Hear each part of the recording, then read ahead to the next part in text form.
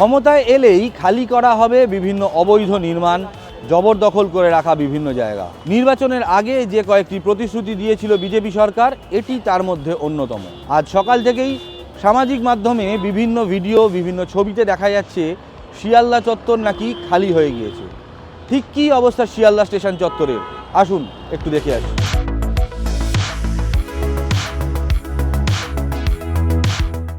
Sealdah station চত্বরে এসে যে ছবিটা আমরা দেখলাম, তাতে বলা যায় এই যে গোটা বিস্তীর্ণ যে স্টেশন সংলগ্ন চত্বর, এটাকে কিন্তু দুটো ভাগে ভাগ করা রয়েছে। এই যে ব্যারিকেড দেখতে পাচ্ছেন আমাদের সামনে, এই ব্যারিকেডের ওপারে অর্থাৎ স্টেশন থেকে বেরিয়ে এসেই যেখানে আমরা নামি বা স্টেশনে যাওয়ার সময় আমাদের ট্যাক্সিগুলি যেখানে আমাদেরকে নামায়, সেই জায়গাগুলো কিন্তু একেবারে খালি।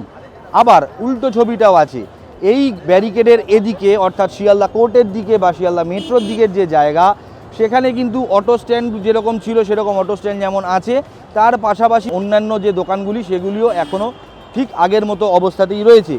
ফুচকা, জামা কাপড় সহ খেলনার দোকান তা এখনও থাকলেও সংখ্যায় কিন্তু বেশ কিছুটা কম বলেই তা মনে হচ্ছে।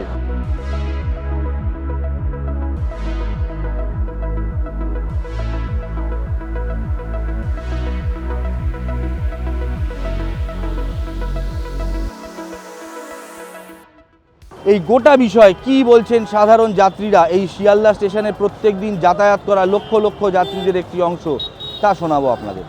হ্যাঁ, সুবিধা হচ্ছে তো। আগে তো পুরো এখানে একদম মানে ক্রাউড ছিল প্রচণ্ড, এখন ঠিকই আছে। এটা এই যে ধরুন যখন এই জায়গাটা মানে একটু বেশি ক্রাউডই ছিল, তখন স্পেশালি আপনাদের থেকে জানতে হবে মহিলাদের এই দৌড়াদৌড়ি ছোটাছুটি, হ্যাঁ একটু প্রবলেম হতো, এখন ইজি হয়েছে। গাড়িটা বুক করলে ধরো র্যাপিডো কিংবা কোনো কিছু বুক করলে তখন একটু প্রবলেম হচ্ছে কি, হ্যাঁ লোকেশনটা বুঝতে পারছি না, দূরে যেতে হচ্ছে, জাস্ট এটাই। অনেক সুবিধা, আগে থেকে অনেক সুবিধা। মানে আগে কি ধরনের সমস্যায় পড়তে হতো আপনাদের? চারিদিকে হকার থাকতো, যেতে পারতাম না, ধাক্কাধাক্কি, এটাই জন্য। এই বাইরের যে আরও যে হকার বসে, সেগুলো যদি খালি হয়ে যায় তাহলে আরেকটু বেটার হয়।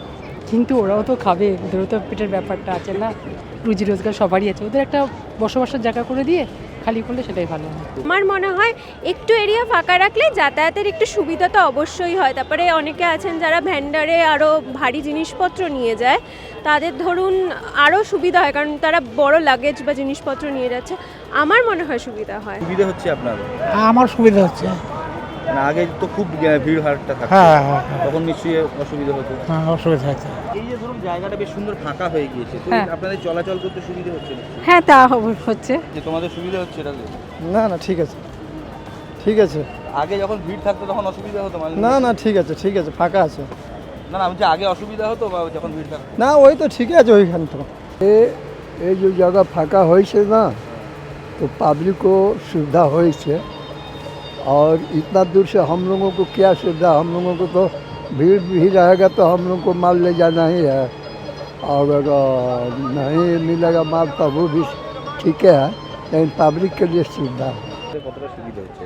হ্যাঁ, সুবিধা তো, মানুষজনের যাতায়াতের সুবিধা, যারা ট্রান্সপোর্ট নিয়ে বেরোচ্ছে ঢুকছে সবারই সুবিধা। আপনি অনেকটা বোঝেন, আমরা অনেকটা বুঝি, এত প্যাসেঞ্জার, এত লোকজন, যাই হোক এখন যা হয়েছে বেটার। একটা সুবিধা আগাম হয়ে গেছে, মানে যেদিন এটা এই ব্যারিকেডটা হয়ে গেছে, গাড়িটা যেদিন চলে গেছে সেদিন থেকেই এটা মানে পরিষ্কার হয়ে গেছে এবং ভালোভাবে যাতায়াত করা যাচ্ছে আর কি। এই যে ধরুন এই জায়গাটা বেশ খালি হয়ে গিয়েছে এখন, তো এটাতে আপনার সুবিধা হচ্ছে? হ্যাঁ, ভালো লাগছে এখন।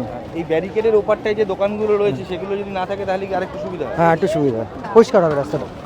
ঠিক আছে, কোনো অসুবিধা হচ্ছে না, ওরা তো ধারেই বসে আছে। ঠিক আছে, ধারে করে যদি বসে তাহলে কোনো অসুবিধা নেই, যদি মাঝখানে বসে যায় রাস্তার মাঝখানে তাহলে তো অসুবিধা অবশ্যই আছে। অনেক সুবিধা হচ্ছে, তারপরে আমি যেতে পারছি, আর ভালো সরকার থাকলে ভালোই হবে।